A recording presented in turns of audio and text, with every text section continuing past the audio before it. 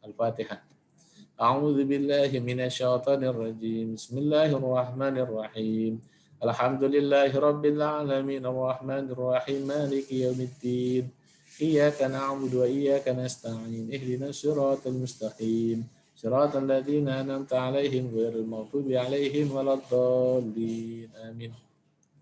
Oke, Tayyib. Sekarang Ustadz minta ya dari Iqbal. Nah, Iqbal belum ini nih. Belum nyoba disuruh Ustadz baca kitabnya. Iya. Insya Allah nanti malam jangan sampai nggak hadir ya. Insya Allah nanti malam kita akan coba belajar baca kitab di kitab Kifayatul Akhyar langsung bab sholat jamaah. Nah, insya Allah itu kan tema materi nanti kamu ujian. Ya, nggak ada salahnya kita belajar bareng ya. Jadi bagi yang nggak ikut pasti rugi ya. Oke, silakan Iqbal dimulai baca kitabnya. Ya, yang dari As-Sidqu. Ya. Bismillahirrahmanirrahim. Qala al-musannifu rahimahullah wa nafa'ana bihi bi ulumihi fid dharain. Amin. As-sidqu la budda lil maridi. La laisal marid. Marid yakni sakit ya. Tapi ini murid. Lil murid di at-talibi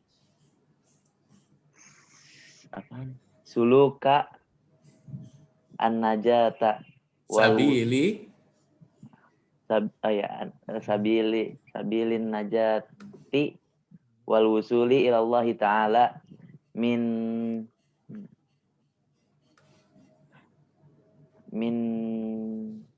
an yatahaqqaqa bisifati salasi bisifatin salasin.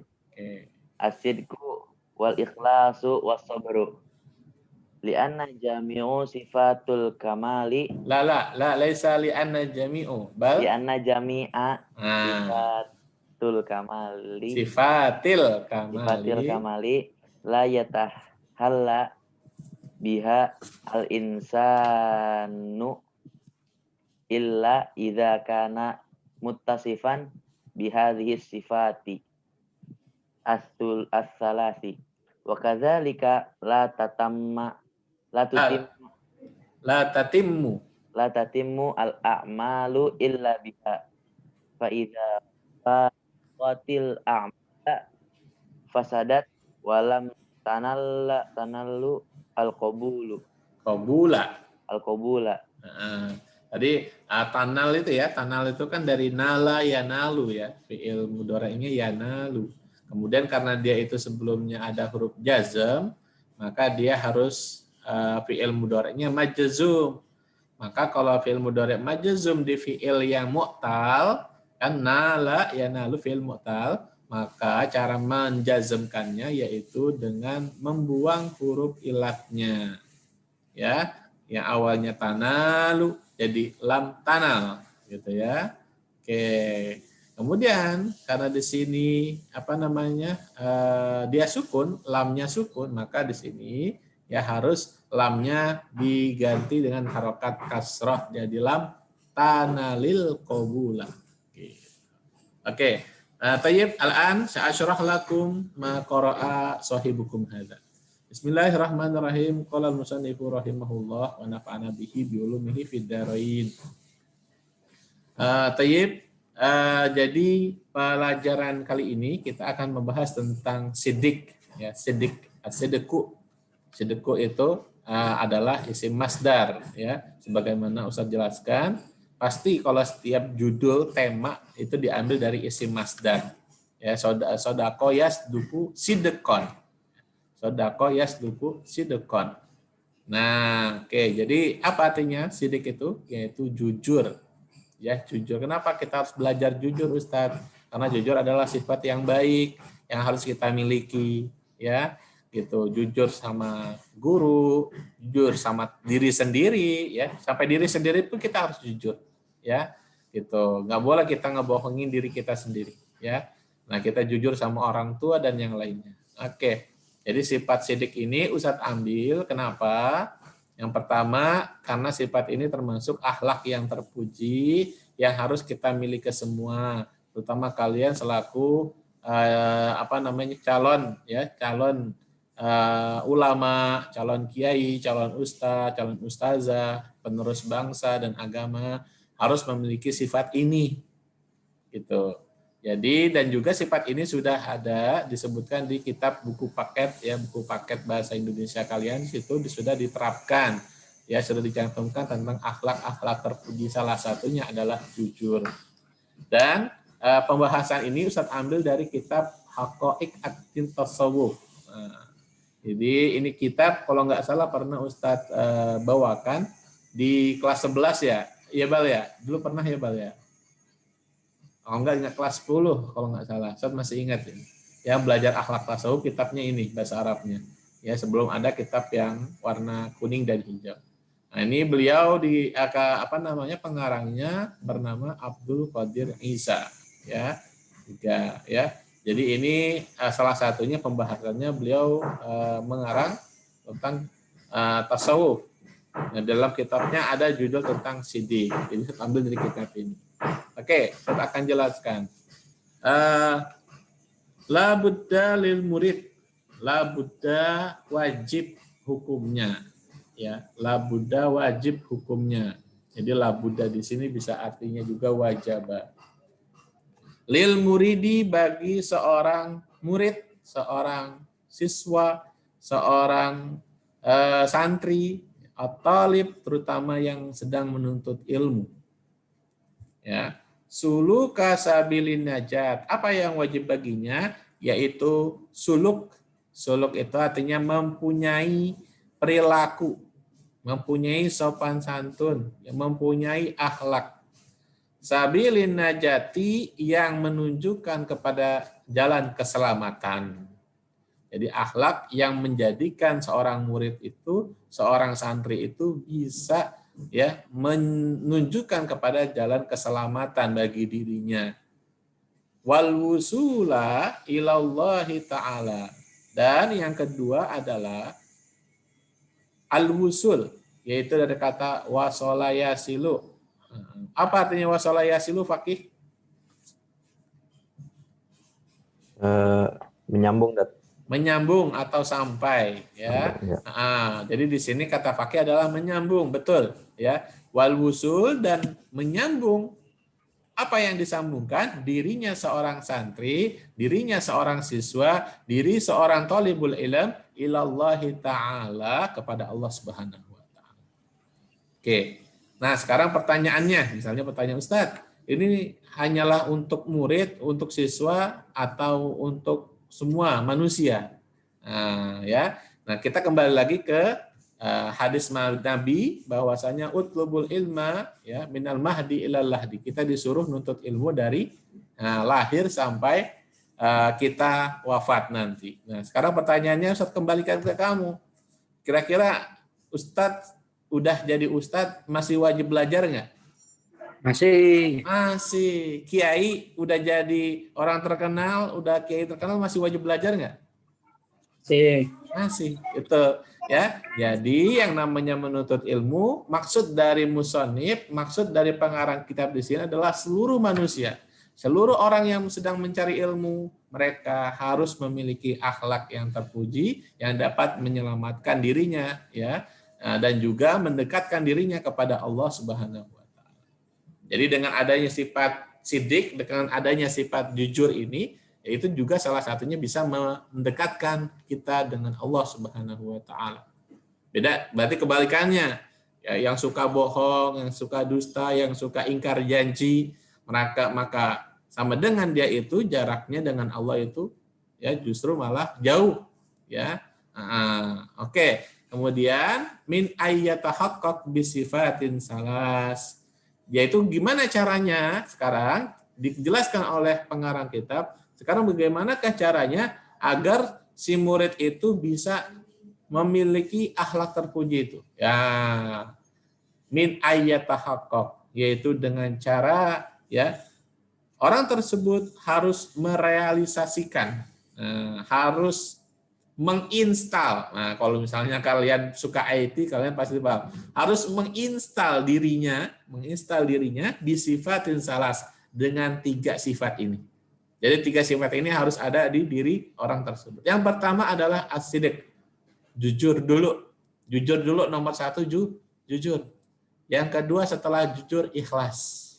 Nah, ini yang agak berat di sini memang nih, ya. Ikhlas nih memang diucapkan gampang, tapi untuk di dalam hati susah, ya. Oke. Apalagi orangnya baper. Nah, ya, bawa perasaan. Tuh susahnya minta ampun untuk ikhlas tuh, ya. Insya Allah bagi yang baper kita doakan mudah-mudahan nggak baper terus, ya. Kemudian yang terakhir setelah ikhlas adalah sabar. Orangnya harus sabar, ya. Sampai suatu ketika, ya, ada ulama mengatakan justru ketika kita tertimpa musibah kita ucapkan alhamdulillah. Beratnya tuh. Ketika kita tertimpa musibah kita malah justru memuji Allah Subhanahu wa taala. Itulah yang sebaik-baiknya sabar, ya, kita adalah ya menyerahkan diri kita semua kepada Allah Subhanahu wa taala. Ya, jadi ketiga sifat ini adalah kunci. Kalau seandainya memang seorang itu mau jaraknya dengan Allah itu dekat, harus punya 3 sifat ini. Kalau orang tersebut ingin selamat, ya, dari segala sesuatu atau macam bahaya, maka dia harus mempunyai 3 sifat ini. Jujur, ikhlas, sabar. Ayo semuanya ikutin. Jujur. Ya, 1, 2, 3. Jujur, ikhlas, sabar. Sekali lagi, semuanya. Jujur, ikhlas, sabar.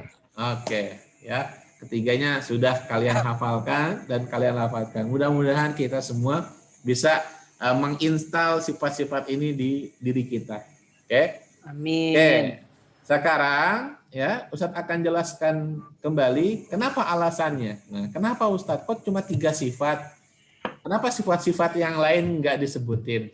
Nah, ya. Nah, di sini Ustadz akan jelaskan apa alasannya. Li'anna jami'a sifatil kamal.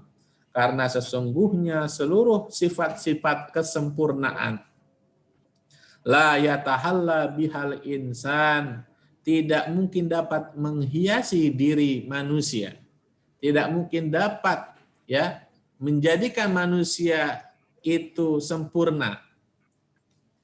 Illa izakana kecuali, ya, kecuali izakana apabila ada siapa manusia tersebut muttasifan bersifat atau mempunyai sifat bihadhihi sifatis salas dengan 3 sifat ini. Jadi sifat-sifat yang lainnya itu tertutupi dengan 3 sifat ini.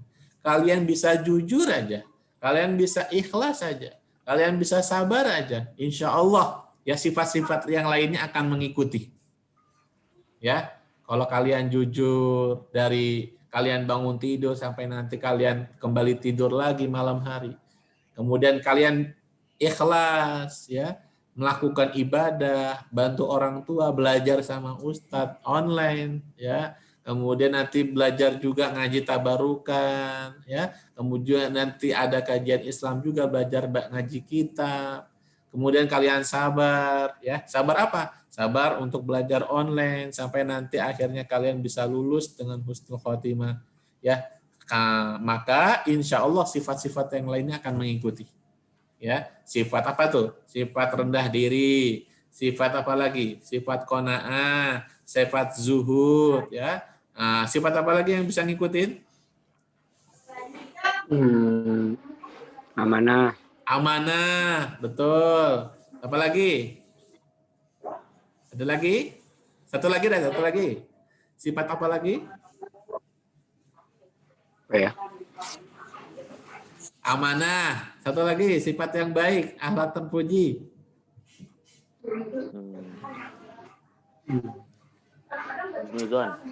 Husnuzon, betul, ya. Nah, sifat-sifat terpuji banyak sekali. Cuma yang pokoknya, yang pangkalnya, yang sumbernya adalah 3 sifat ini.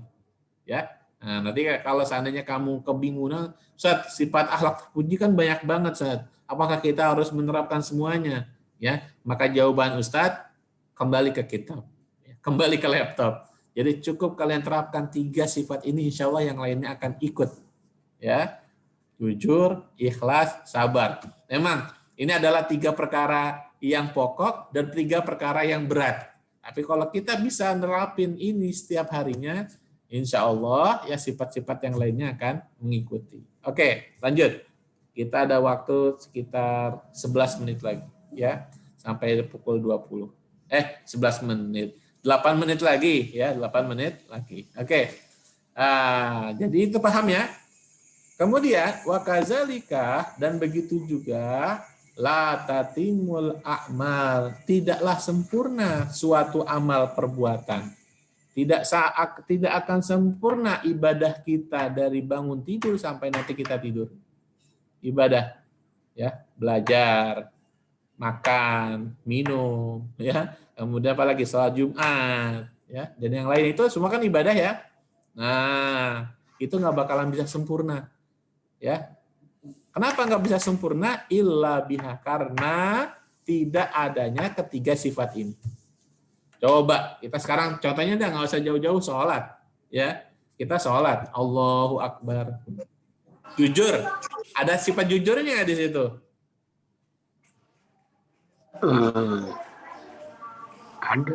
Ada. Coba sekarang sebutin sifat jujur apa dalam sholat itu?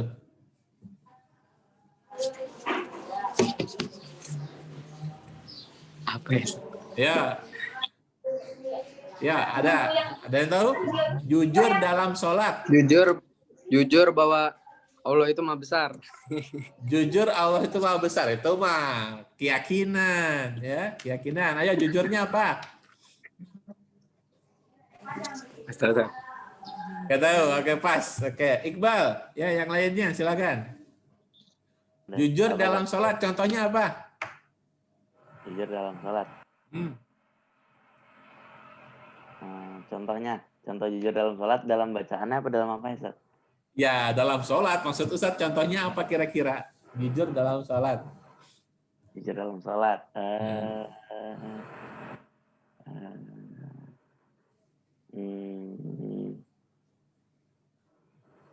Apa ya? Ya, contohnya ketika apa? Contohnya ketika apa kita jujur dalam sholat? Ketika nggak tahu, Ustaz. Nggak tahu. Oke. Nih, jadi bisa bilang, ya, contohnya saya kasih Ustaz bantu dah. Idza sa'alaka abuka ya Iqbal hal sholaita. Nah, itu kira-kira jujur dalam sholat nggak? Jujur ketika ibadah nggak? Iya, Ustaz. Ya iya. Nah, ternyata Iqbal jujur ya. Afwan abi analam usolli. Nah, ya kan? Nah, itu berarti jujur. Dapat pahala. Halo. Gitu, sekalipun belum sholat ya. Baik Abi, insya Allah habis ini langsung saya sholat. Ya. Nah, jadi jujur itu memang berat. Ya, tapi itu adalah salah satu contoh jujur dalam pekerjaan, dalam amal ibadah. Ya, gitu. Padahal Abi pengennya, Abi kamu pengennya kamu tuh jawabannya sudah sholat. Tapi karena kamu jujur, akhirnya Abi nggak marah. Ya, Abi nggak kecewa, Abi nggak sedih. Akhirnya justru malah senang, kamu sudah jujur. Tapi setelah jujur bukan berarti nggak sholat, tapi harus sholat ya, Bal, ya. Iya. Oke, kemudian ikhlas. Nah, ini gampang. Ya, ikhlas dalam sholat contohnya. Gampang. Apa? Ikhlas dalam sholat contohnya Ustaz minta contohnya. Istiqomah, sholat jamaah di masjid meskipun nggak ada ortu. Nah, betul. Ya, ikhlas sekalipun nggak ada orang yang lihat. Ya. Nah, ya betul. Itu namanya ikhlas. Ya, ikhlas. Jadi ikhlas itu nggak bisa diucapkan. Jadi kalau ada orang bilang saya ikhlas, ya itu nggak cukup. Yang namanya ikhlas itu nggak bisa kelihatan. Ya, jujur juga nggak bisa kelihatan. Ya, sabar juga nggak bisa kelihatan. Jadi tiga pokok sifat ini udah berat, ya, udah mereka itu sumber. Yang ketiga, mereka itu nggak bisa dilihat sama mata kita. Mata kita nggak bisa ngelihat orang jujur. Mata kita nggak bisa ngelihat orang itu ikhlas. Mata kita nggak bisa ngelihat orang itu sabar. Karena apa? Karena letaknya itu ada di hati. Hati. Ya. Nah, kalian bisa tahu nggak Ustadz Ikhlas ngajar kalian ini? Enggak tahu, Nggak Ustaz. tahu. Ya. Nah, maka oke ya. Jadi seperti itu. Sabar dalam sholat. Ya, terakhir. Contoh sabar dalam sholat. Saya minta Melinda nih. Nah, silakan Melinda. Jangan cowok mulu ya, cewek ya. Ya. Ya, Sabar dalam sholat. sholat. Ya. Sabar kalau imamnya lama, Ustaz. Sabar kalau imamnya lama, betul. Ya, betul ya, imamnya lama. Misalnya dia baca satu rakaat satu juz, masya Allah, sabar ya, sabar ya, yang penting dapat pahala ya. Itu berat ya, sangat berat, maka ditaruh di yang nomor 3. Kalau kamu bisa jujur ya, belum tentu kamu bisa ikhlas. Kalau kamu sudah ikhlas, belum tentu bisa sabar ya. Maka kalau seandainya 3 sifat ini bisa kita miliki, subhanallah ya, sifat-sifat yang lainnya juga akan mengikuti. Nah terus Ustaz, apa setelah kita berusaha, terus kita nggak bisa juga, terus berusaha, ibaratnya kita ngelakuin dosa, kita ngelakuin maksiat, terus kita langsung ketika itu langsung bertaubat, istighfar sama Allah, minta ampun sama Allah, berjanji buat nggak ulangi. Besoknya kita ngelakuin lagi maksiat lagi. Nah tapi bukan berarti kita langsung nggak mau taubat lagi, justru kita disuruh sama Allah untuk selalu bertaubat. Begitu juga dengan ketiga sifat ini. Selalu berusaha untuk menerapkan 3 sifat ini. Ya, oke. Nah nih, sekarang penjelasan terakhir, faiza faraqatil a'mal. Kalau seandainya 3 sifat ini terpisah dari amal ibadah kita, terpisah dari sholat kita, terpisah dari puasa kita, terpisah dari ibadah-ibadah yang lain, fasadat. Apa fasadat artinya? Ya? Jelek. Jelek. Selain jelek.